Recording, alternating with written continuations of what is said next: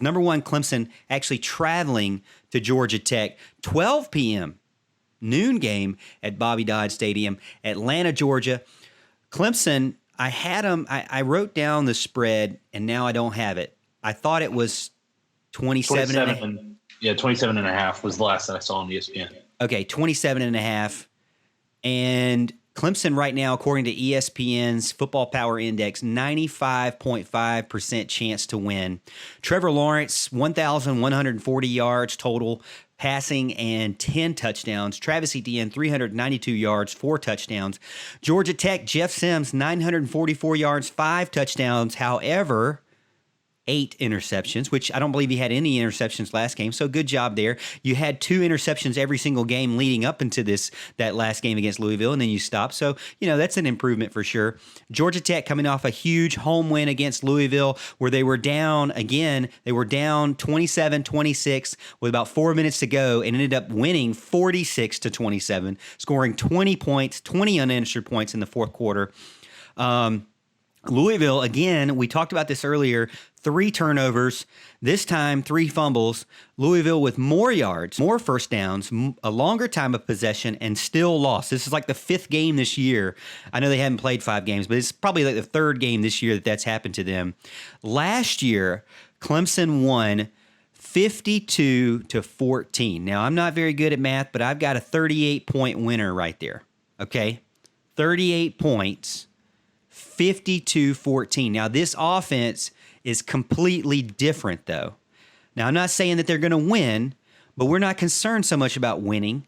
We're concerned about the spread here on the Morgan Thomas Show. So, with the spread coming into play, is Jeff Sims going to be good for 11 points compared to the last team with Graham and whoever else they had? Basically, it was the quarterback running the entire time, and Clemson just torched them.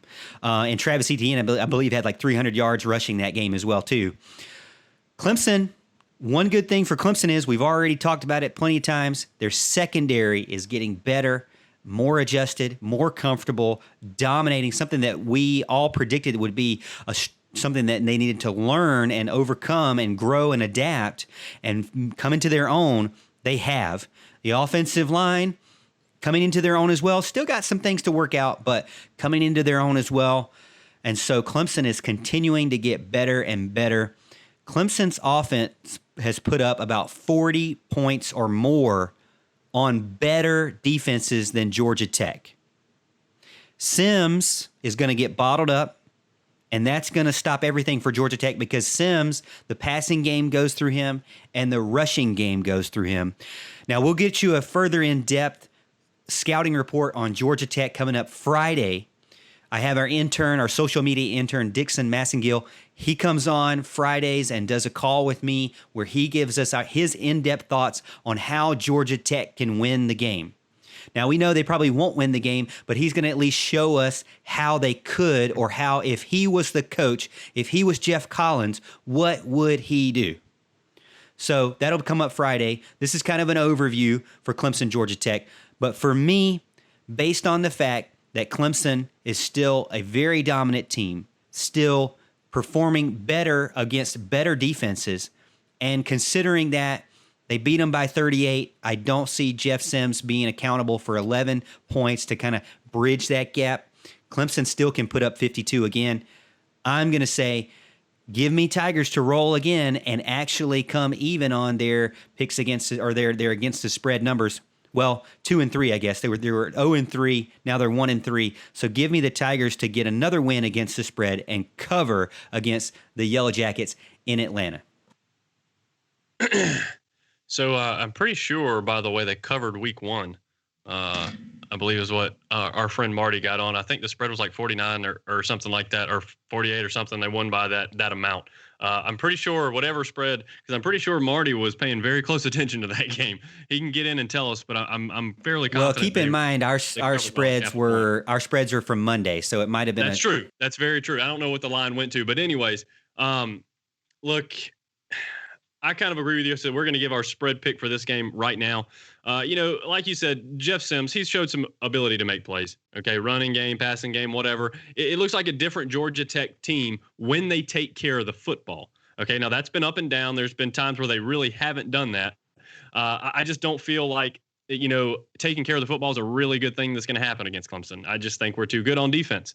I think we're going to call some turnovers. I see at least 2 turnovers for Georgia Tech coming on Saturday at noon. They were able to capitalize in a big way with those Louisville turnovers.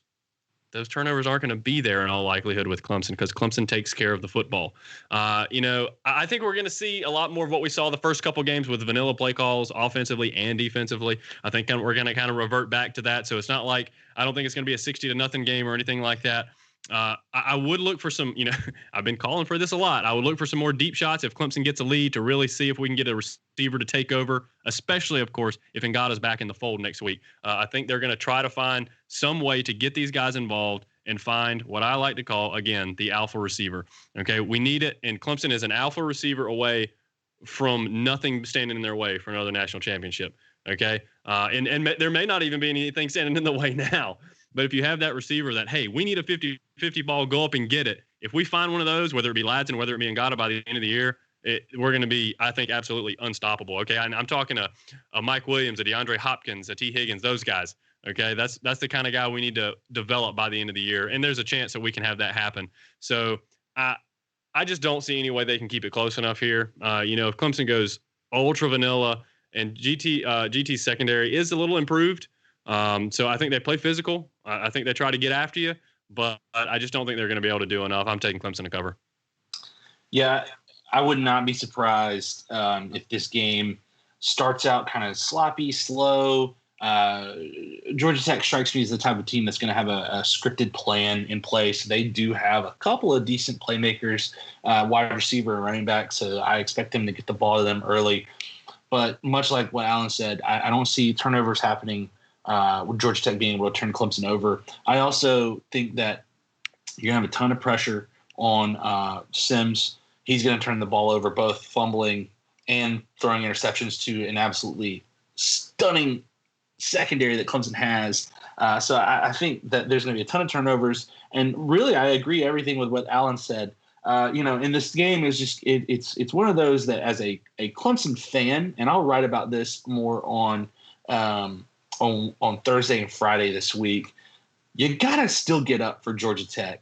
As much pain as you've been through in the early 2000s, I've got plenty of stories, everything from roommate infighting over this game to everything. A lot of bad memories with Georgia Tech. So I'm picking Clemson to cover, and 2, I want them to cover. I want them to stick it to Georgia Tech.